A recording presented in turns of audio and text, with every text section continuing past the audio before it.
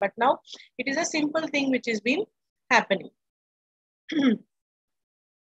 So initially, so teleconferencing, what happens if an organization have different branches in different places, everybody used to meet at one particular time, and it's nothing but how you have a conference call. In the same way, on mobile you will be having conference call. No, in the same way through landline they used to have conference, and everybody used to exchange the information and give details about that month's in. About the monthly review of the organization or whatever is the purpose of the that particular meeting. They used to discuss about those through the teleconferencing. Clear? Now, globalization and new media. The rise of new media has increased communication between people on the internet all over the world. Yes, because with the rise of social media, we have seen that communication has increased like anything. People from different parts of the world have started communicating with each other. When they have similar kind of interests, they communicate. When they argue, they communicate. When they share particular item, they communicate. So it need not be restricted to one particular region. Because of new media, it has become very easy that people started communicating across the globe, all over the world. Okay? It has allowed people to express themselves through blogs, websites, videos, pictures, and other user-generated media. See, initially,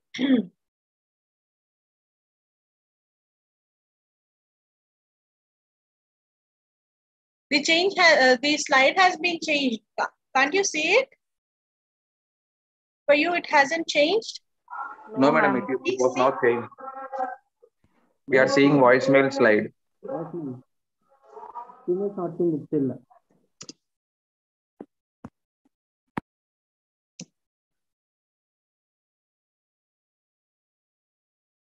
Now?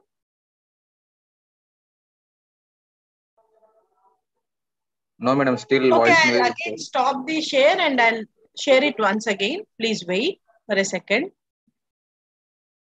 Okay.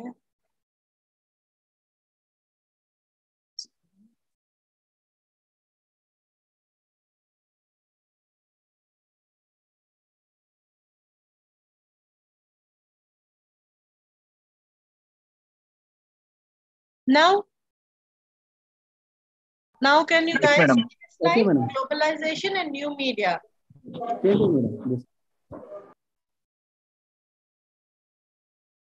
Okay.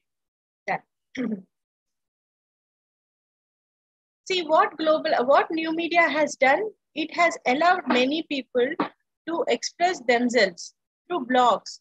See, initially when we have to, if we need to express something, we need to have an atmosphere to express our feelings, or we need to express about our talent. We should have a stage to perform anything.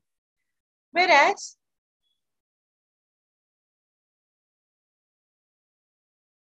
with new media, what is happening is you sitting at home, taking the new media as a platform. You need not go physically out and showcase your talent. Sitting at your place, you can start writing your own blogs. Your interests, your ideas can be written in your blogs, and these blogs can be published. Or through websites, you can have your own website, and you can start selling if you are a small time budding entrepreneur, if you have a startup, you can have your own website and you can sell your goods and services. In like blogs, we also have blogs. You can come up with videos, pictures, share the videos, share the pictures with your friends, with your family, and also come up with some user generated content for the media. You can come YouTube may you have more of user generated content. Okay. Globalization is generally stated as more than expansion of activities beyond the borders of particular nation or state. So what is it? The globalization has no boundaries. It is not restricted to one particular nation or one particular state. It does not have any boundaries. Expansion of activities beyond the boundaries, not restricted to one particular place. It is across the globe. Globalization is happening across the globe. Globalization shortens the distance between people all over the world by electronic communication. Yes, you can talk to your friend or your family at whatever time you want, within no time, because of new media. Electronic communication has become so easy, so adaptable, so user-friendly and affordable that you can speak to anybody across the world. Yes, it is affordable. Yes, it is accessible. Yes, it is user-friendly. So all these things have made globalization, the distance between people, very small.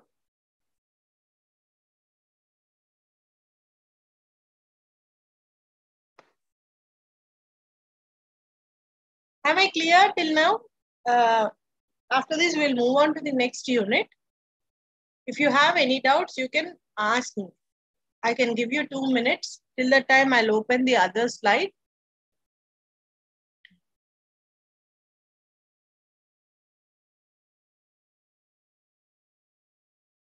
You can just type in the chat box if you want anything, or if you have any doubt, just type in the chat box.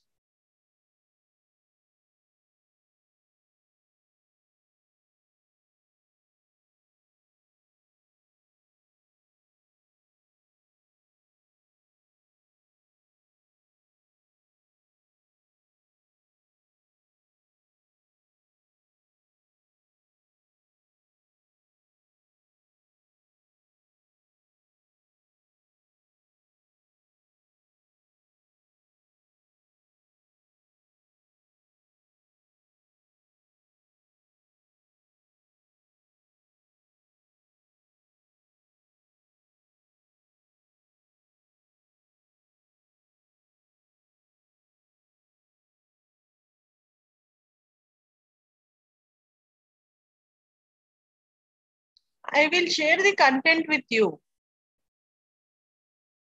I'll share the PDF of all the slides with you, of all the presentations. Don't worry.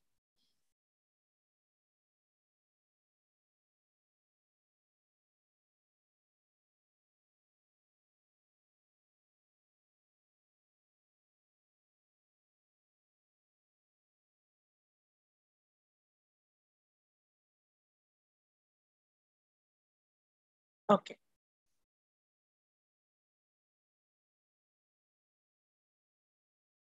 At the end, if I have time, I'll just open that slide for you. Otherwise, we'll just go on with this.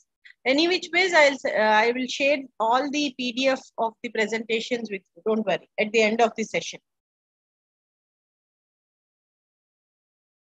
Information society.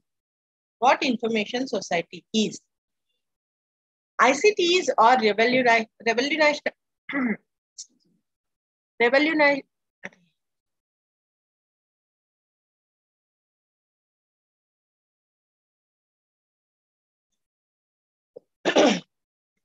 just give me a second.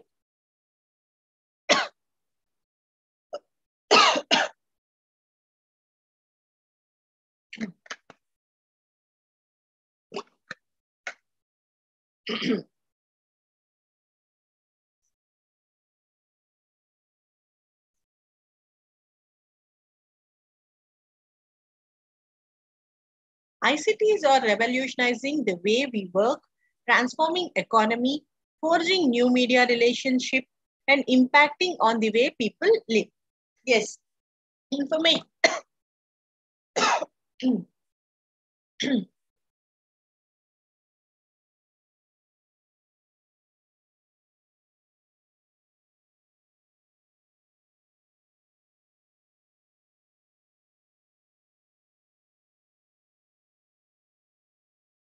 Excuse me, sorry for that. Information technologies have revolutionized the way we work, transformed the economy, forcing new media relationship, and it has also impacted the way people start living. Because of this, So much of revolution has happened. Everything has changed. We started working. The way we work, we can work from home. Economy has transformed.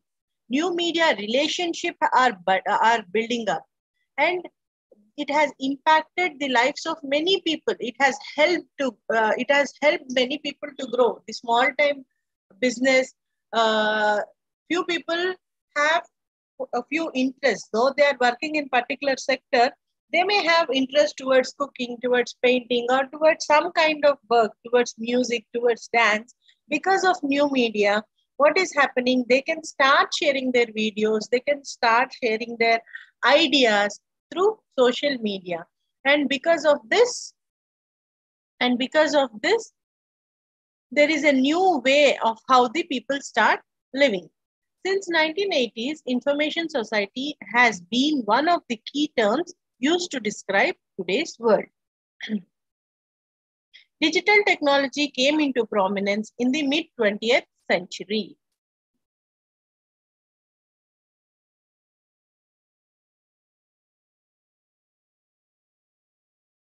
When did digital technology grow? Digital technology has started transforming in the mid-20th century.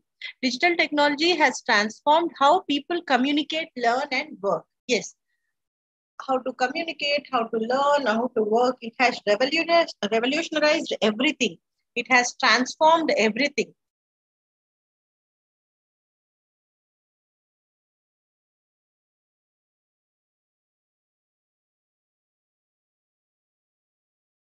What is the meaning of it? A society that organizes itself around knowledge in the interest of social control and the management of innovation and change. This is the definition given by Daniel Bell. He says that a society that organizes itself around the knowledge in interest of social control.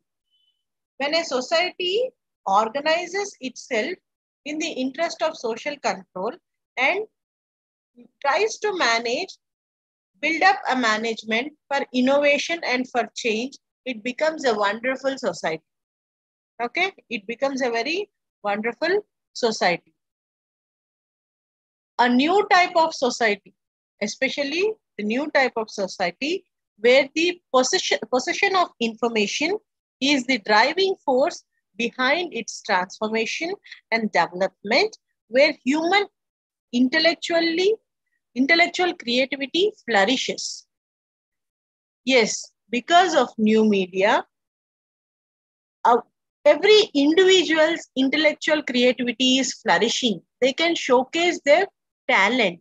And also, at the same time, transformation and development is happening within the society because of the new media. This is a very good definition for what information society is all about. A social structure based on pre-creation, distribution, access, and use of information and knowledge.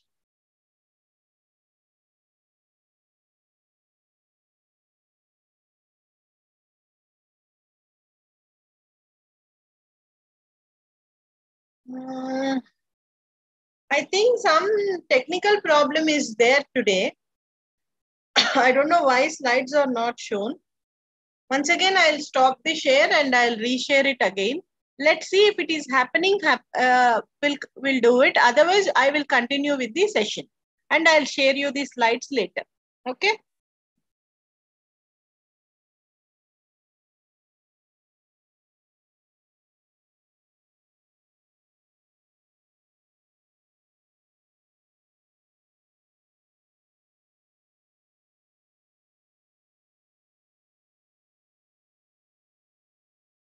Can you see now? The slides heading is meaning. No, madam. Still I'm explaining you what information society is. Can you guys see it now? Just type in the chat box.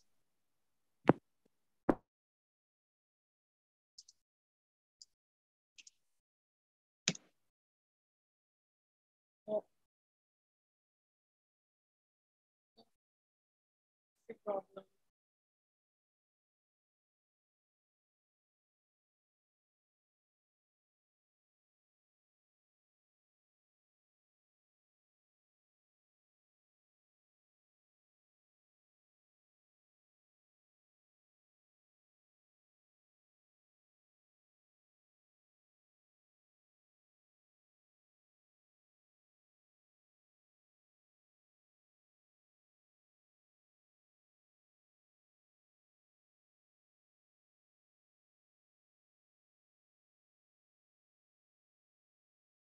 Now,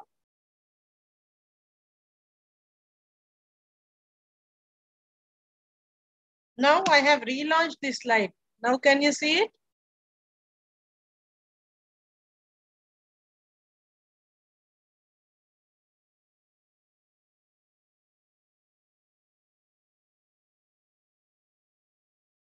No, ma'am. Anyways, if it is not happening, let's go ahead with the session.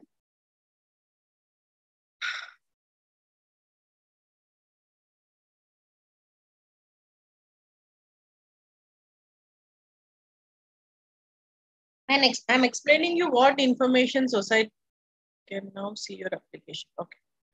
I'm explaining you what information society is. A society that organizes itself around knowledge in the interest of society, social control and management of innovation and change. I have explained you this. A social structure based on free creation, distribution, access, and use of information and knowledge.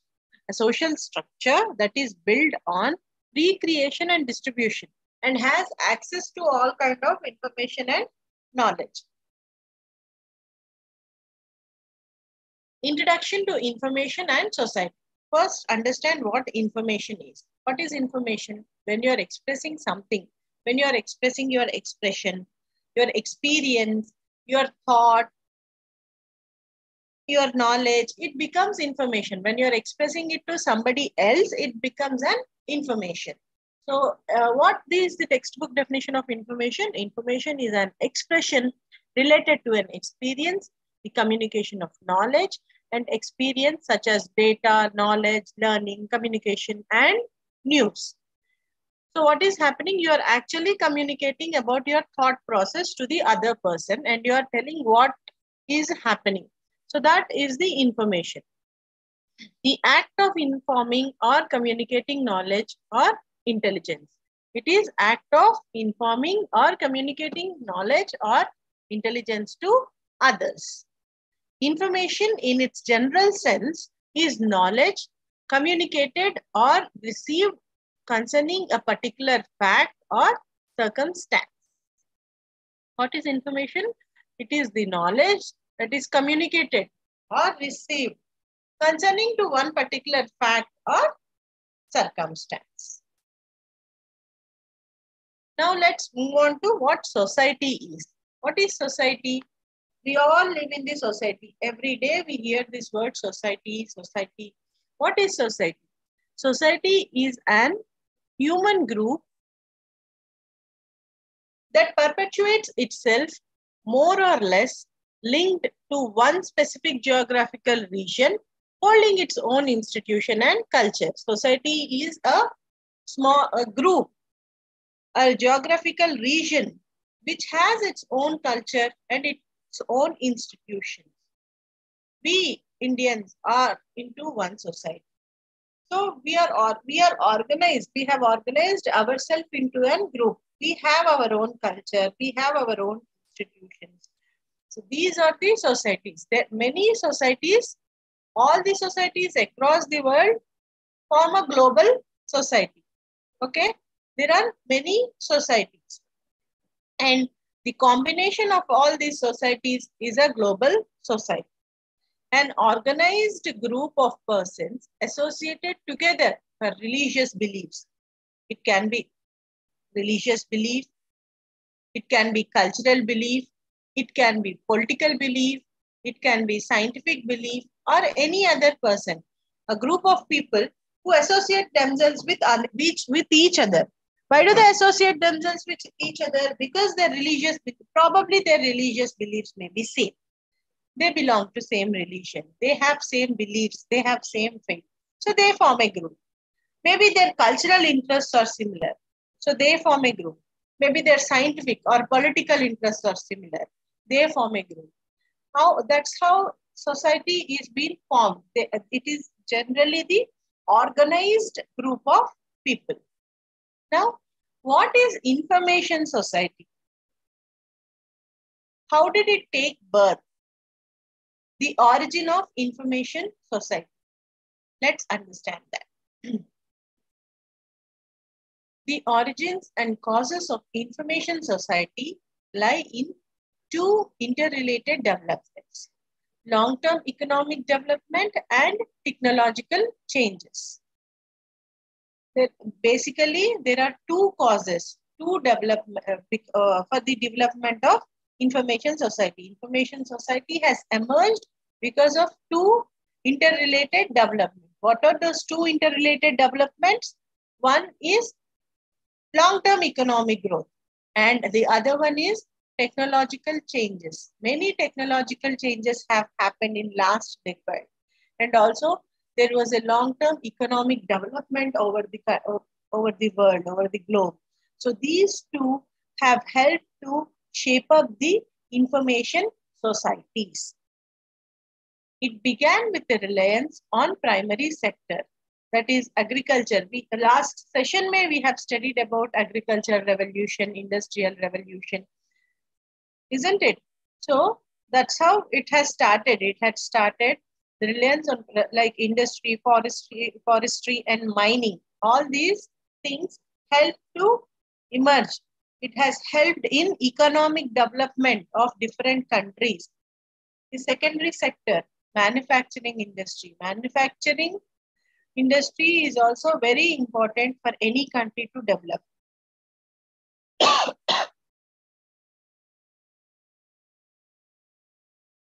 Excuse me. Manufacturing industry becomes more important as it is contributing to larger proportion of gross domestic product and usually also contributing to the exports.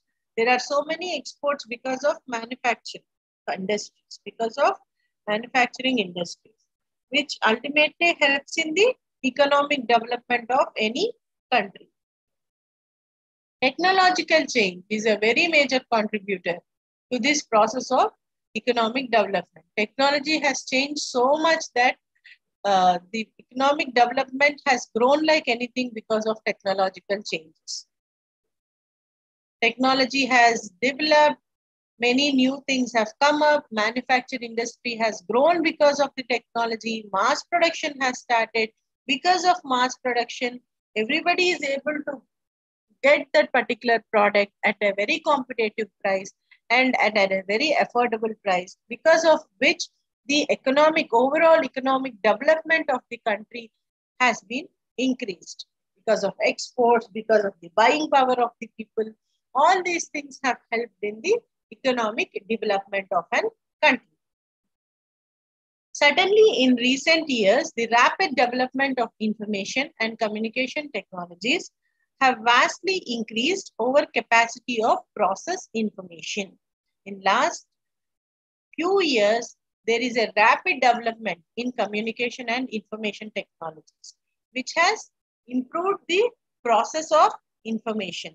Capacity and the process of information has been increased. Though there are many advantages, there are also few issues with information society. What are those issues? Essential issues of information society should be studied in the context of civilization theory. The concept and issues of global information society addresses all significant components of organizations functioning in borderless environment.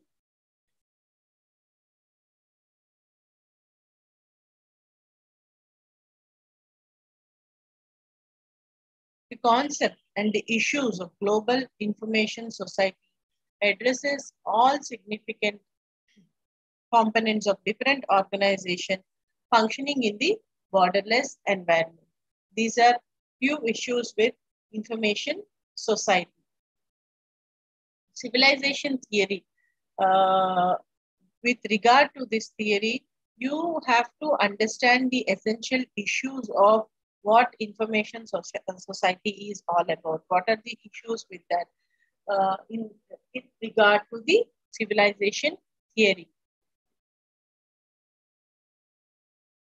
Internet and communication across boundaries.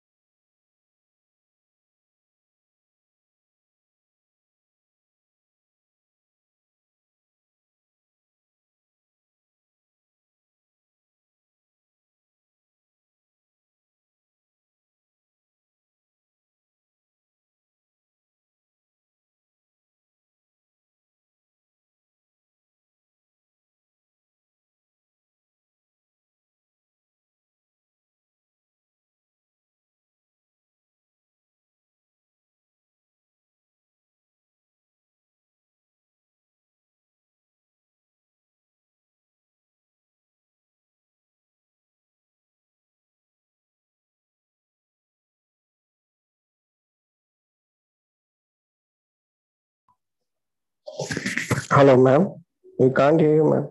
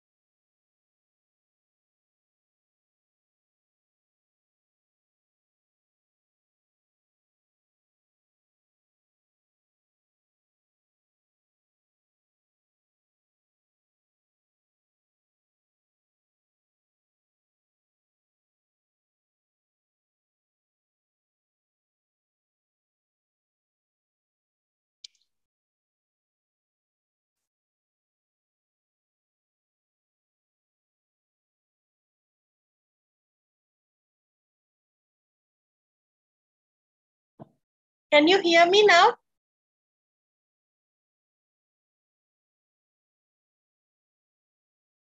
Can you hear me now? Okay.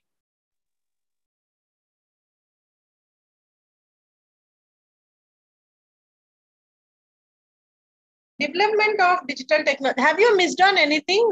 Which slide, from which slide you were unable to hear?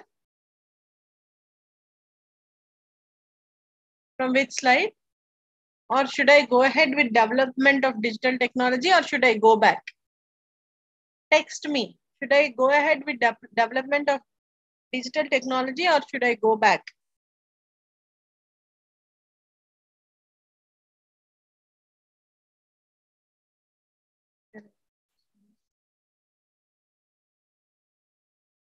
No, my question is, you are unable to hear me, no? So should I go back and explain you the previous slides, or should I continue with this? Okay, fine, I'll continue then. Development of digital technology. Digital technology enables, we missed last 5 minutes. Okay. Digital technology enables huge amounts of information to be compressed on a small storage device that can be easily preserved or transported. What digital technology does? Digital technology helps. See, initially to store the data, we used to store it in form of books or files or newspapers or videotapes. What digital technology has made, these huge amount of information can be compressed and stored in a very small device, like your pen drive. In a pen drive, now though you have cloud. In cloud, you can store all your data. In your pen drive, you can store your data. It can be preserved and transported to people very easily. Digitization quickens data transmission speed. Of course, it has quickened the data transmission speed. Within no time, we can transfer the data to other person. Within no time, we can transfer the data. Telecommunication. Telecommunications use digital methods to transmit messages. Yes, all the telecommunication has adapted the digital method to transmit the messages quickly. In the early 1980s, enhanced fiber optics enabled the development of digital communication network.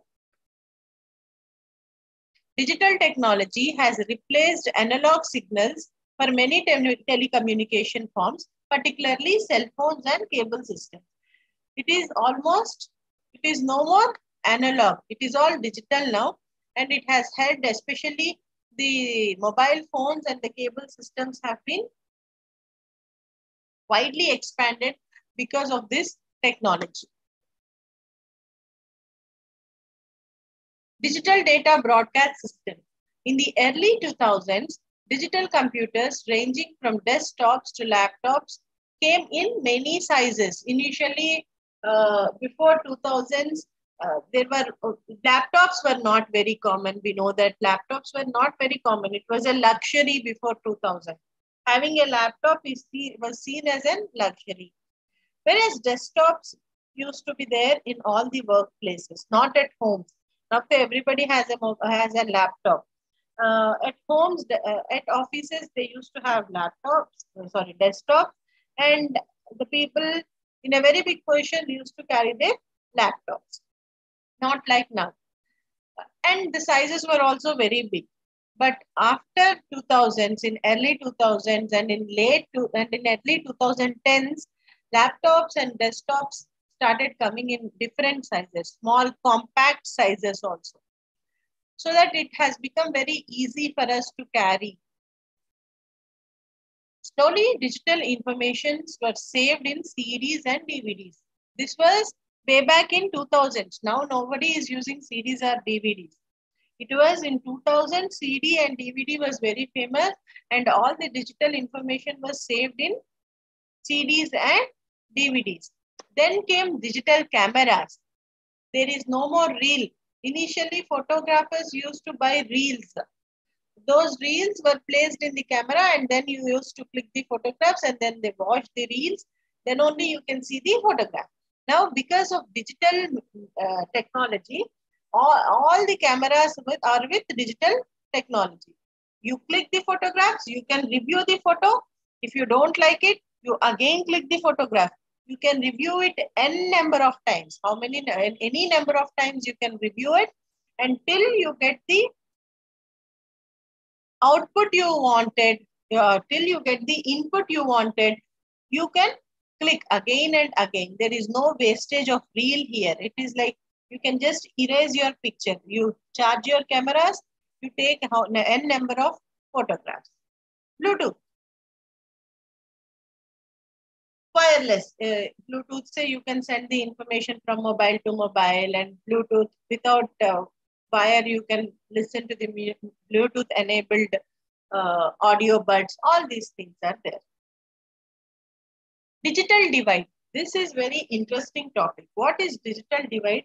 We have spoken so many things about digital technology, about new media, but all these things. But at the same time, there is a gap which is existing. Few people do not have access to these technologies. It can be because of many reasons. Probably they are not interested, or they are not able to adapt to digital technology. Reasons can be anything, but there is a digital divide which is happening. Is this digital divide good? How do we reduce this gap to build up an knowledgeable society? Is also a big question now. So what digital divide is? The digital divide is the gap that exists between the individuals who have access to modern information and communication technology, and those who lack the access. What is digital divide? It is the gap that exists between the individuals who have access to modern technology. Many these days have access to modern technology and communication technologies, modern information and communication technologies. But there are few who do not have access and who are not interested in digital development also. This gap between these two individuals, these two kind of individuals, is called as digital divide. You understand? You understood? One set of individuals who have access to all digital media, all new technologies, new communication technologies is one group. The other group who lack the access to all these new technologies, maybe because of the lack of interest or because of they don't have ability to buy it, whatever is the reason, there are two sets of groups. So the distance between these two, the gap between these two sets of group is called as the digital divide. Digital inequality is evident between communities living in urban areas and those who are living in rural areas, between socio-economic groups, that is economically developed countries and more economically developed countries. Rural areas also, definitely these days we have access to all kind of information technologies, but many of the older generation people, of course, they are also using mobile phones, but smartphones, sending the messages, recording the videos are happening in rural settlements as well. But again, there are many people who do not use them, who do not have access to them, because of which there is a digital inequality which is rising. And economically developed countries have more technologies compared to less economically developed countries. More economically developed countries are quickly growing than less economically developed countries because of digital divide or because of the digital inequality. What are the basic causes of digital divide? Education. Maybe many older generation people lack education. Because of that, they are unable to quickly adapt the technology. That can be one of the reasons. Income levels, they are unable to afford the expensive gadgets like laptops, tablets, mobile phones. These days, every day, everybody is having, but at the same time, many don't have smartphones also. We think everyone has a smartphone, but many don't have a smartphone. They use a basic phone just for incoming and outgoing calls. So that can be because of lack of knowledge or because their income do not allow them to buy such expensive gadgets. That is one of the reasons. Geographical restrictions. Geographical, your geographical restriction, the area where you live restrict you because of many reasons. There may not be proper, there may be many, when you go to villages, some villages do not have power in summer, because of which you don't have access to Wi-Fi, or the network is not good in some places. Though you have the connections, you don't have proper network, because of which you are missing out the flash news or the data or the information. It comes very slowly to you. That is called as geographical restriction. Motivation and general interest. One should have motivation to know about new things. I have to learn what it is. I have to know what it is. You should motivate yourself. You should encourage yourself to understand and learn new things. You should adapt the technology. Few people do not have that motivation. And it's okay. I am above 60 now. I am above 70 now. I don't want to learn about these new technologies. They don't have motivation to learn new technologies, which is not correct. Age doesn't matter. You always should be motivated to learn the new technologies, to understand what is happening across the world. And general interest. You don't even have interest in learning such things. I'm not interested. I will read my newspaper. I will sit and watch my cable television. That is my interest. I'm not interested in all these smartphones, in all these reels, TikToks. I'm not interested. So there are few set of people who think that way also. They are not interested, that they don't have the interest towards such kind of things. That also causes digital divide. Digital literacy. That's what I said. To learn things digitally, to know how to use the gadgets, how to use the gadgets. When you don't, you have to have good digital literacy. Then you know to use the gadgets, and then you can quickly start utilizing those gadgets and create your own content or whatever it is.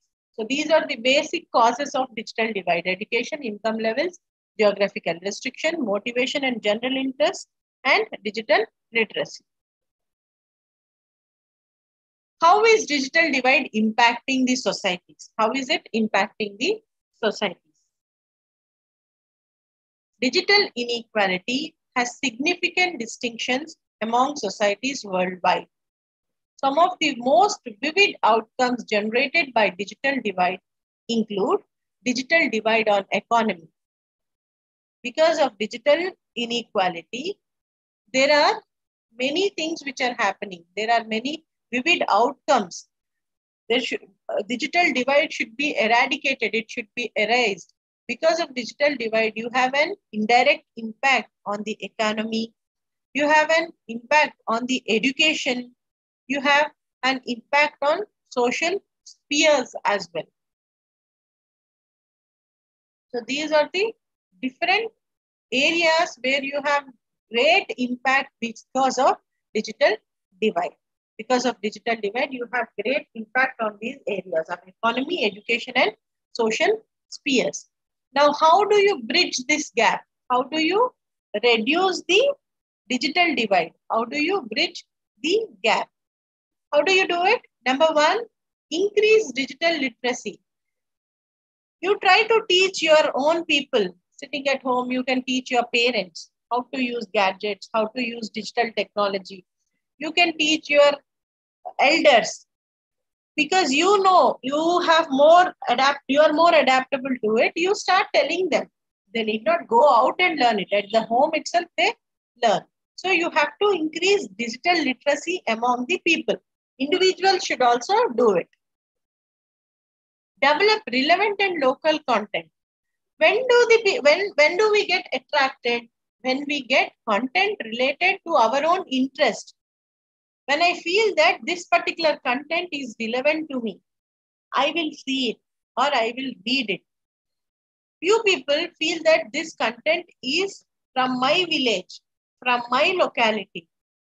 It has happened in my locality. It has happened in my apartment. What do? Because it has happened in my apartment, in my locality, I will go and look into that content. So develop such kind of content which attracts the people. Develop such kind of content which attracts the people. How do you develop such kind of content? It should have relevance. It should have relevance. And it should be local content. Grouping. As I said, one particular group has interest towards certain kind of news, certain kind of information. Target them with that kind of information, with relevant and with local content. Promote innovation geared towards overcoming the digital divide. Promote innovations. Come up with new ideas. Where you can overcome the digital divide. The fourth important thing is language. Everybody cannot read English or everybody cannot write English. So local language, develop content in local language. It helps to bridge the digital divide because people will be interested because they feel that it is my thing, it is my language. I will listen to it. If I Telugulo మాట్లాడితే నాకు నచ్చుతుంది. Speak to me in Telugu. I create content. నేను తెలుగులో content చేస్తే చూడడానికి ఇష్టపడతారు because we belong to one particular community. Few people may like it in Hindi. Few people may like it in Kannada. Few people may like it in Malayalam. Depends. Everybody. The language has that connect, a strong connect with local people. So try to create more content in local languages. That also helps in bridging the gap. Network coverage, which is a very big issue these days. Leave rural areas. Even urban areas do not have proper network. Each of us are facing network issues. We don't have proper signals. We don't have proper network. Sometimes Wi-Fi doesn't work. Sometimes the signal strength is very low. So there should be a proper network coverage. Sometimes we get irritated. What is happening? There is no network at all. We just log off because of this. That is also a very big issue. So network coverage should be proper and big. Affordability. This point is also very important. It should be affordable. If you charge big amounts of money from people and if it is not affordable to them, they will not go and buy. You should come up with small packages, small data packs, 100 rupees, 99 rupees data packs. So it is affordable to everybody. People will buy and try to see the news or try to take the information. So make it more affordable as well.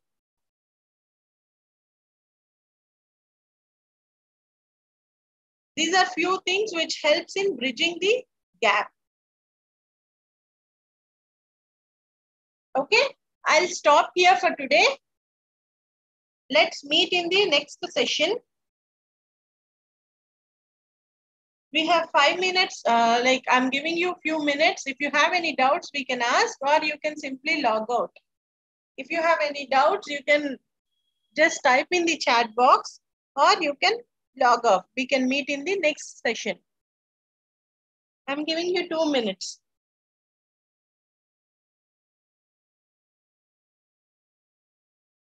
If you do not have doubts also, please type in the chat box.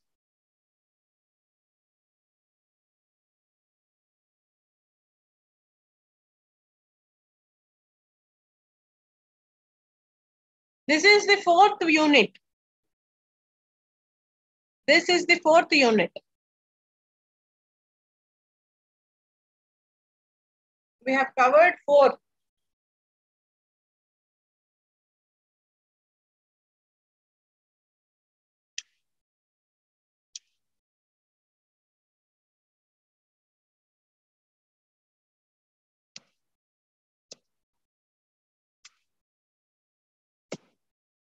Another, in next session, probably another 10-15 minutes, we will finish off the 4th unit and then we can move on to the 5th.